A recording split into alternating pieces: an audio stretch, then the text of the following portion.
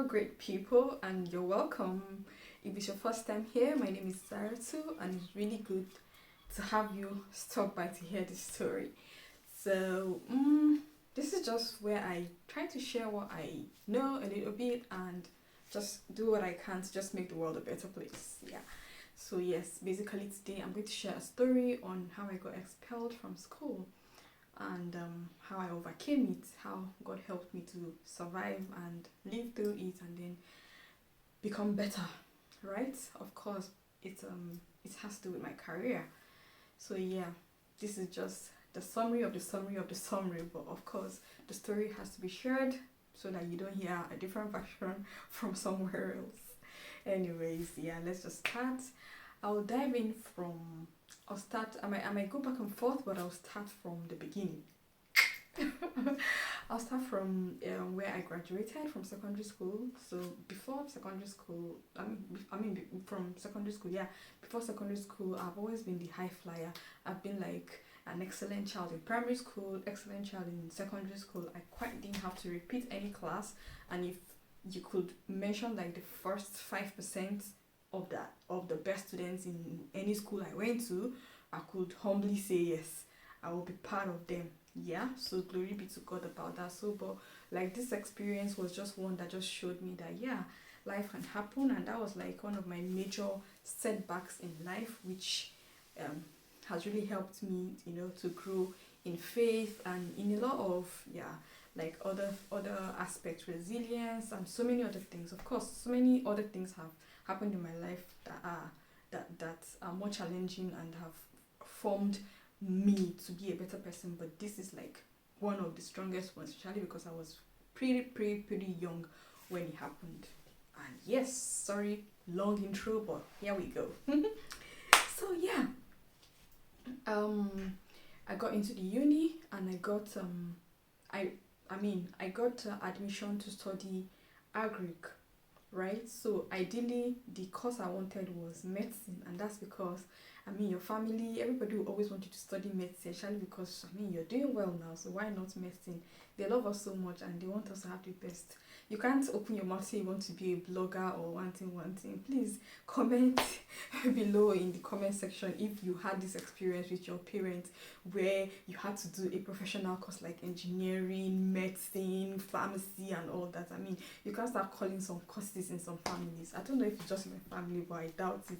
Comment below if you had that experience. And if you study one of those professional courses eventually, what are you doing now? Let's even start from that.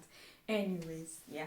So I got admission to study agric, and I couldn't continue with agric, so I had to now do medicine. But like I started agric in my first year, and they had to write jam the second time again. This time around, I got the admission, and it is noteworthy that I have aunties that work in the university, so they helped me in their best way to get those admissions, and I'm grateful for that. We can't rule out the place of people standing in like mediating or being in the like just being instruments of help for us, and it's a normal thing in Nigeria. Like, in as much as there are merits lists and other things, there are times when somebody has to fill in for you to get admission. Hello, are we there together? Yeah. Anyway, so when I got the admission to medicine, I started the first year all over again, and by then that means those that I started year one with were already in 200 level. Yes, we have to calculate. Anyway, so yeah, I had series of encounters, series of experiences. The first one has to do with like fear, anxiety. Back then, I don't think mental health was a thing as it is now, but yes, I can testify that looking back now, what I actually went through was real depression, anxiety, and all whatnot, because I had to battle some kind of things. I don't know if it's the same everywhere, but the school where I went to, you having admission to study medicine or study a medical related or a professional highly glorified course, you were already a threat, you were already a problem to the people who were in the faculty, except for a few people that I would say, okay, they are nice, they are encouraging. The rest of them were going to show you that you have to like be the most resilient person to survive. I don't know why they did that. They will show you pepe. Anyway, so I suffered fear, I suffered anxiety and depression at some point, and then I conquered it to a very large extent. I conquered it because I remember I was gradually becoming better, and I was beginning to live. I know, like, I was failing, right? I wasn't like failing all my courses. I was doing well because I was attending my courses. I was lively. I'm always a lively, vibrant person. So people couldn't even think I was going through all that I was going through, but I was. And I can't really pinpoint why I was going through that, because to a very large extent I had all that I needed. But to the glory of God, my family didn't. I didn't have to work to earn a living. Everything was just fine. But I still battled that. So that's just show that, I mean, this mental health thing, it doesn't happen to a choices of people or a group of people. It can happen to anyone.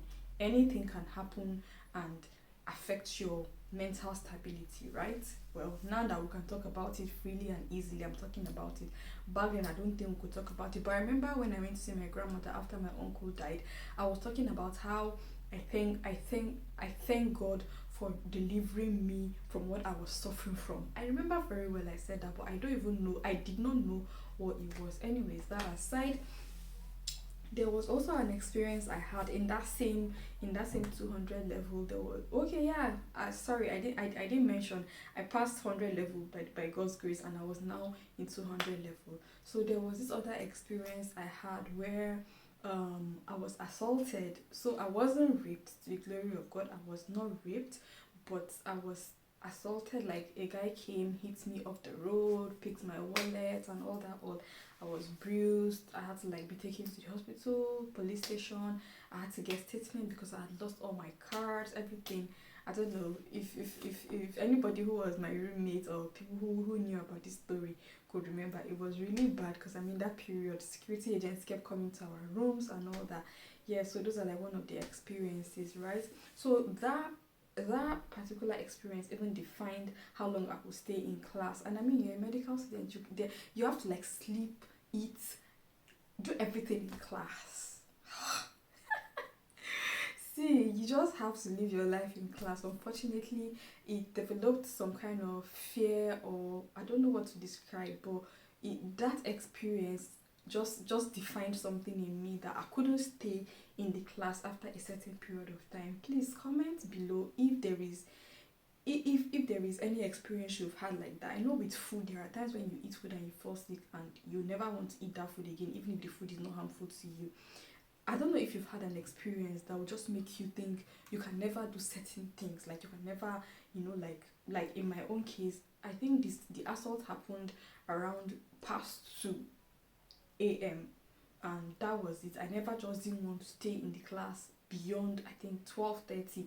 You just see me packing my bag, my books and everything, like, I beg, I don't want wahala, because it was bad. It was really, really bad. But thank God, I really got support from the university, and God is just faithful. Anyways, so we wrote the MB exam, and unfortunately, again, in that same year, I think there was a problem. It's either there was a riot or there was a crisis or something. I can't really particularly say what it was, but for some reason the school calendar had to, like, be rushed. Like, everything was amended. Mind you, medical students don't write exam at the same time that other students write exams. So our exams come in, like, later. Even, like, the paramedics, like anatomy, physiology and all those people, the nursing, I think they do their exam per semester, but the medical students do exam 1 year. Yeah, but we wrote the exams and everybody was happy and we're going to go home.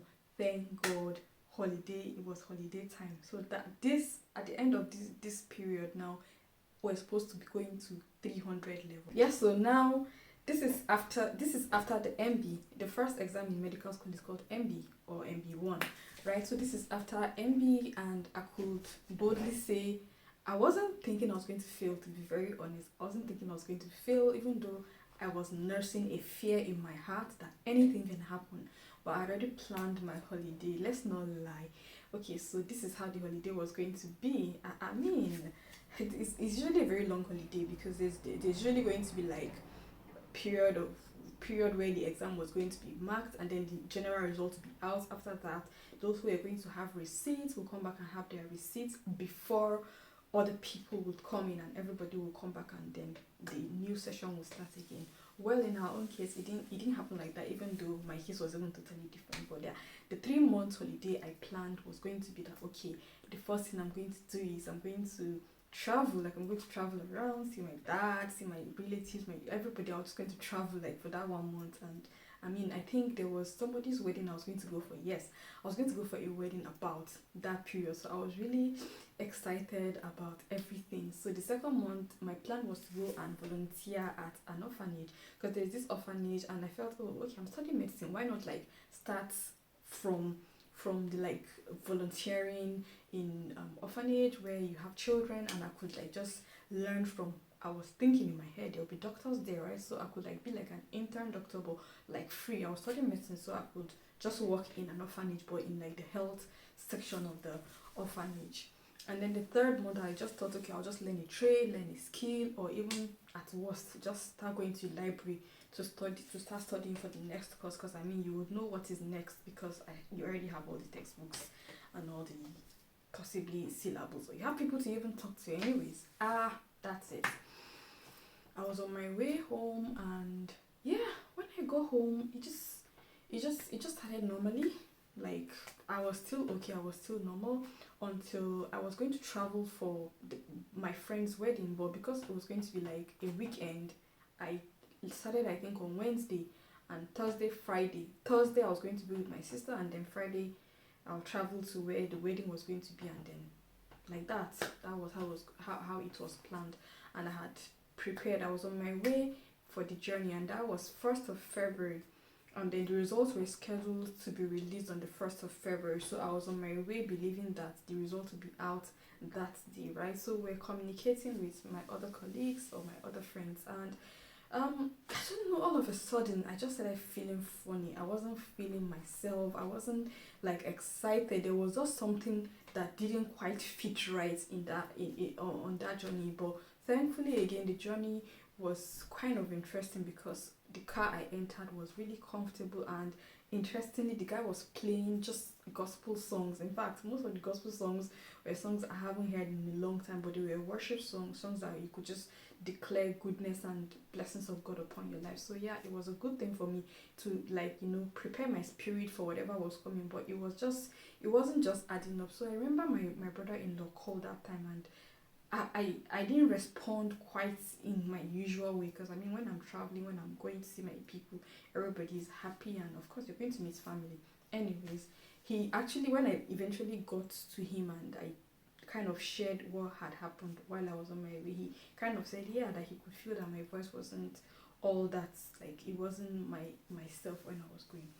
Anyways, so while we're traveling was when the result came out. And usually when the result comes out, you would have people, you have your own people who would still be in school. Remember, like, the medical calendar is different, so people that were in 300 level or 400 or 500 would still be in school for one reason or the other. So yeah, they will just go and check for you. It's just a normal thing. Your people will check for you. And I remember I quite didn't get people coming my way. Like, I didn't quite get people reaching out to me as much. And yeah, while I was usually in the medical school, you're expected to, like, have built or created a rapport, of which I had rapport with a couple of people. Somehow, know how somebody will contact you now. Somebody sent me a message and was depicting the negative. I couldn't quite fix it very well. But like usually fellowships will start sending you either congratulatory messages or encouraging messages depending on what happens to you. So I got messages of fellowship getting into me, encouraging me. So I knew something was definitely wrong. And that was how my friend Hakim's text message came in. God bless you, Hakim. Like, he just sent it in, like, it was like a story he sent. Oh, I just checked through the MB result, and the outcome wasn't quite what we were expecting. However, he just put it in a very decent yet encouraging and reassuring way. So I just kept that message and started sending it to my family. Like that was just what I used. God bless you, Hakim. That was just what I used, like to I shared to then. I think I had my boyfriend. Yeah, I sent it to like people that really like my friends and family. Yeah, so that was just what I used, and that was the beginning of, like, I don't know, like I was just it was a very messy situation. It was really really messed up, and I can't really explain how I felt, because it felt like I was like I just fell flat from a very high mountain, and I don't know, it was just a very mumbled and terrible feeling, right? So I cried. I remember very well. I cried and cried and cried, but thank God those worship songs had already like planted themselves in my head, so I could still manage myself. And by the time I got to where my sister was, she already knew what the situation was. And in fact, the person whose wedding I was going to had already sent the message to her, just in case I'm not able to make it and I'm too sad to attend the wedding. This is the situation. And yeah, that was how the news got to me. And then of course many people started calling, sending messages, encouraging and all that. Like, I mean, usually you would hear, oh, this person passed, that person passed, and all that. And yes, so the next phase is going to be how I got encouraged to start all over again. And excuse me. Now, the question everyone kept asking was how, what next, what next, what next. But I knew that you could actually go back to school and try to say maybe you want to defend your subjects or your courses or something, because I mean there were some courses I knew, I'm not making mouth. I know these courses. You know what I mean? Like it shouldn't be this bad. That's how I don't know. I just developed some confidence that I could, push for like a remark or something. Because yeah, you can apply to review your courses. Although it's not easy, but you can try it. And then I tried to do that. So I had to oh, thankfully I went for the wedding somehow. I remember she was very happy, yeah, but I went for the wedding, and then I had to go back to the university and try to see if I could pursue my remarking. And then most of my lecturers, to be honest, when I entered their office to say I wanted to defend my course, they were really shocked, and they were like, you, how, what, no, and all that. But I mean, it was just what it was. I just didn't make it, and they could check and they would be like, so close, so close. It paid me so much. I think I passed one or two very well, and then the rest were so close, so close, so annoying. But yeah, it's just one of those things. It happened for real.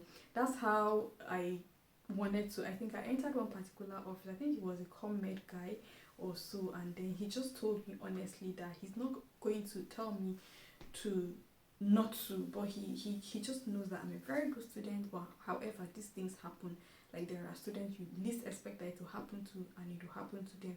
If it has happened to me, I should just accept it in good faith. I shouldn't try to defend it, because most of the time it's usually not fruitful. It usually doesn't come with any reasonable result. It hurts me, it pained me, but I just took it like that. In the meantime, I had applied to is it not apply, I had bought jam form, right? Because I mean, usually worst come to worst, you just start all over again. So I'd already applied for I'd already bought jam form to start to write jam, this now for the third time. Yes, in case if you don't know, I wrote jam 3 times, and even in those 3 times I never failed anyone, but I wrote jam 3 times, just in case you think jam don't jam you. It jammed me too. Anyway, so yeah, I had applied to write jam, and then while in the school, the options usually would be to reapply for a transfer. So with your grade, if it's not too bad, especially if you have passed 1 or 2 courses, you can go to a private school or another university in another place if they are willing to accept you. So this time around, you would repeat and start from 200 level. I was willing to actually do that, but yeah, so I mean, that period, everybody who saw me was just always encouraging me, talking to me, letting me know that God's will come through and all that. But I was just so it's not like I was angry, but yeah, I was angry. What does God want from me? What does He want from me? Like, what didn't I do? I served Him. I did that. I was attending my fellowships. I was a good person as much as I could be. So what does God want from me? It was so bad. I kept challenging people when they say, "Oh, God knows what He's like." So, okay, you should talk to me. You should tell me. You should tell me what He wants. You should tell me what to do. Because what? And I remember one of my senior friends again. He was like, "Just be in the disposition of Mary. Let it be unto me according to your word." And that was it. That was it. I know somebody will be listening to this now, and this story might be relating to you, and fortunately you might be going through something very terrible that you don't even understand why you're going through it. I want to tell you to just be in the position of Mary, who said, "Be unto me according to your word." Tell that God. Just tell it to Him. Let Him just do what He wants to do with your life according to His word, according to His word, because His word is Him and He never fails in His word. Anyways, that was how the journey to reconciling with God, the journey to forgiving myself started. I remember Zaya at that time would tell me I should read Ephesians, I should read, people would just tell me, "Oh, read this, read that." I was eating, sleeping, and doing a lot of things in chapel this time around. Thank God, chapel was just a place. So one of these days, I went to chapel, and I don't know, from nowhere, an idea just came that I should enter the chapel office. I entered the chapel office. God bless you. I got my friends that connected me with other people in the. I was able to link up, but at the end of the day, I just filled a form and submitted. The professor was coming back, and then I think we came back together. Yeah, we went together and came back together.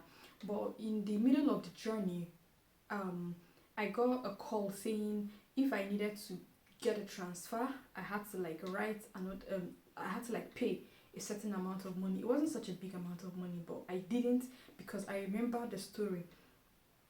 And the story of one of my aunties, like my very dear auntie, whose then fiance was a medical student in that university. WHO came to do scholarship and all that, and by the time they were going through their papers, they realized, oh, this admission was fake. Unfortunately, they could not continue with him in that process, and that was how he realized his admission was fake, and he had to start all over again. So I just told myself, what's even the guarantee that the admission they're going to give me is not going to be fake? Do you get? And then worst of all, they just said you will just get a course, but it wasn't even guaranteed that it was the course you wanted. So I just bullshit that. All that while, I had gone back to Lagos. I had stayed in the uni with my friends for a very long time. My friends, my auntie, I was just jumping from one place to the other. I was just nowhere. It was messy. I can't even lie. It wasn't suitable. And then during that same period, I had the option of transferring to another department, which is like a paramedic, or something they call less easier. There's nothing less easier to me. There's nothing less easier to me, but it's something, a paramedic, right? So I was also processing that and all that, and then I had to process my transcript to go to the other school, of which if I process my transcript to go to another school, that means in this present school that I am, I don't have a record, or it's assumed that I don't have a record and I have left the school. And so if I'm coming back, I have to start afresh again. I don't know. I know what I'm trying to explain to you. If you understand me, let me know. But yeah, it's just what it is. You're in this place and you want to leave to another place. So if you leave and you're coming back, you start afresh again. Meanwhile, I had considered JAMB also, just in case. I just did so many other things, right? And my uncle encouraged me to write JAMB to do computer science. So I'd already started visiting the faculty of physics and all. But that period again, like I said, it was a very intense period between God and I. So I was praying, and every 12 midnight, what I would do was, I had a Bible that had all the promises of God about my life. Promises about nothing can separate me from the love of God. Promises about the Lord will restore all the years that the cankerworm and the caterpillars have stolen. Promises about if God gave His Son, He will not withhold anything from me. Promises about just different things, that the Word of God, which comes from heaven, cannot fall, cannot fall down empty, but it will return to return to God after having accomplished what it has come to accomplish. Like I had a lot of Bible scriptures. The Lord is my chosen portion and my lot. The lines have fallen for me in pleasant places. Yes, I have godly heritage and all that. I had a lot of scriptures that I was every 12 midnight I would have to like pray over them, declare them unto me. I wasn't really praying, like I won't even say I was praying, but I would even if I pray, it's just like after declaring all that. So I would declare that on myself, and that also was one of the things I did to help me. Apart from the fact that I exposed myself to people who were encouraging, who would talk to me, who would admonish me, who would tell me, things I needed for that time, and at that time in my life. So yes, after all of that, I had to go back to Lagos. I was living in Lagos after jumping from different places, different hostels, and all. Well, it happened to me. I had to go back to Lagos to write jam. So I wrote jam, and this time around, I had to come back to make sure that okay, like at least one thing was working. So the journey to like jumping from one place to the other continued. God bless you, Park. Sorry for accommodating me. Yes, I'll continue. So the next phase is just how I had to like change university, get admission. Yeah, so now all this was going on, but something that didn't leave my mouth was worship. Remember, God had set the land for me. Let me just say the ground of my heart was already like nourished. Another thing is, during the period where I was in the first month of that holiday, I remember I read the story of the story of Joseph. I was going to read the Bible. Like I was in the habit of reading the Bible, like maybe from Genesis to Revelation. Of course, in the medical school, we don't have time for all that. So I was trying to like catch up with a lot of things I had missed. God bless my grandmother. She reads the Bible through and through every year. So I kind of just picked that from her. So that period, I was reading the book of Genesis, and I realized that okay, the story of Joseph just stood out for me. I don't know why. So yeah, that's just a rewind. But yeah, now all that had happened was happening, and in the midst of everything, I was still worshiping, I was still thanking God, I was still just grateful for everything. I was just, because I had forgiven myself, not forgiving God. I had forgiven myself, and I had decided that I was going to move on and everything would be fine, even though it was a tough battle for me. But yeah, everything was going on, and I had a lot of wonderful people, my family, my friends, everybody, like my boyfriend, everyone as at then was all hands on deck to make sure that I was fine. So yes, I had good people in my life, and I still have them in my life. Anyways, yeah, but before writing the jam, I went to Mina. I remember my auntie was asking, won't you read? Won't you study? See, at that point, I was just like, I wasn't even stable anyway. So what am I even reading? Like, we'll see anything, whatever. Like, I was just like in a state of anything that happens, let it happen. Anyways, good things happen. So I wrote the jam. I passed. In fact, I think I had the highest score in that jam. I didn't read nothing. I had the highest score in that jam. So yes, and then I had to like go back to now pursue the admission usually, right? So in that period, I used to like go to different programs, different conferences, just different things. I was just just doing my thing. Like I would just attend, maybe they're doing entrepreneurship program, I will attend. They are doing one program. I at some point I started becoming stronger and better, and then it was helping me meet people. So I got to the uni, and then I realized that I had to keep going to the Senate. I went to the Senate, and they gave me admission to a particular course. I won't even lie, like okay, again, people were giving me books to read so that I can like build my faith and build my dignity, stamina to be able to face whatever it was. But when I got to that department, I remember the admission had cleared. So remember, it was supposed to be either transfer to another university, transfer to another department in my present university, or start afresh again. So I was pressing all buttons, to be honest, but this time around I had gotten my transcript and I was going to transfer to another university. When I went to check the list in the Senate, I saw the department. I'm like, okay, thank God I was already talking to somebody there. But I went to that place, and when I went, I won't even lie to you, it felt like there was a very strong wind that was just pushing me back. each time I try to go, something will push me back. See, this one is not air, it's not wind. It was like a spirit, like something very strong, just push me back.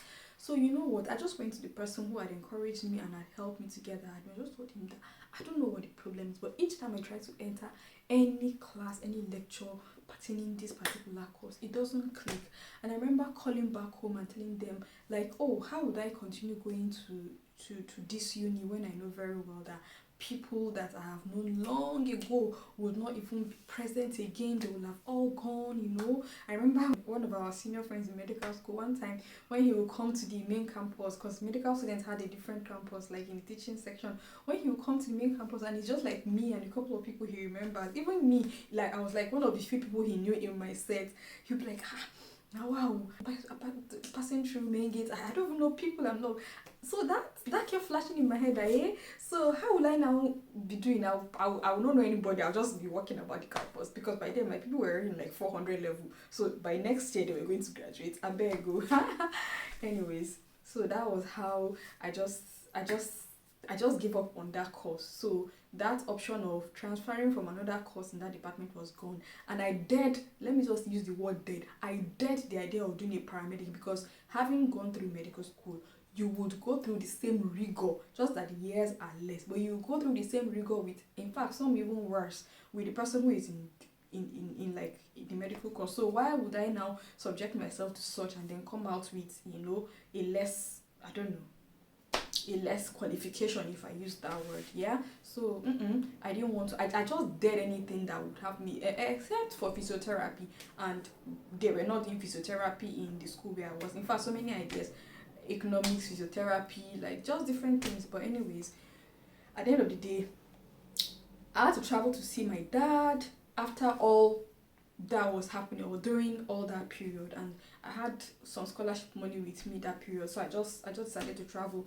while I was waiting for the JAM result and admission for the new department I had applied to come out, which was, as at then, computer science, right, in the uni that I was in. So yeah, I just went, and while I was there I was supposed to be there for like a whole week, but 2-3 days into when I was there, my uncle called me and said that there was a school that they were building, and it was a new school, a private school, and all that. All it was going to be a good school, mind you.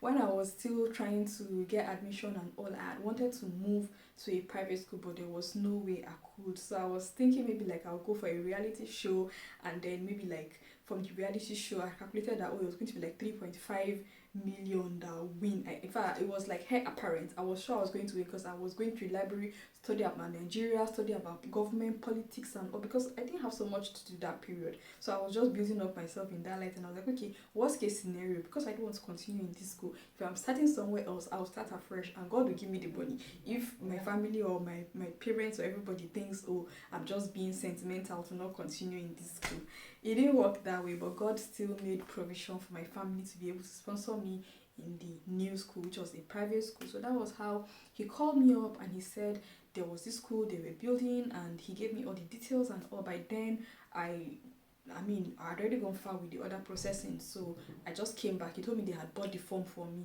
so I cut the journey short, as I then went back to Lagos from there, and then I think the next day, I don't know if they had filled the form for me. I had to fill the form, but the next day I had to like go to the university's office in Lagos to collect change of institution form. I did that, and then the day after they set up computer for me to study. The brain was not collecting anything. I should have sat down there and as if I was studying.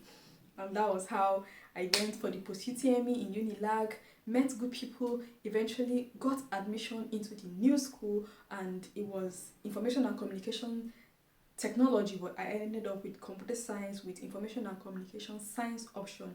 And to the glory of God, when I was entering the university, I actually wanted to graduate with a first class, and God honored that in every way. Even though I messed up, and I was still the human being that I am in that university, but God helped me, and I was still able to graduate with a first class.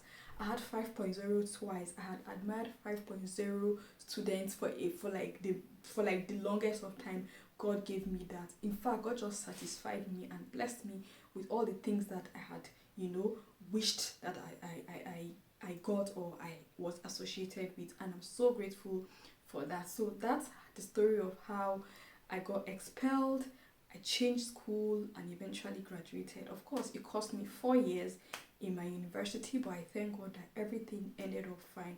I hope this story, even though it is a summary of the summary of the summary, has really, really helped you to like rekindle your faith and like be aware that you're not alone in whatever you're going through. And I pray that by the mercy of God, the God that helped me to overcome, the God that helped me to like recover from all the loss, would also bless you and help you to recover in Jesus' precious name. God bless you, and I'll see you next time in my videos. Bye.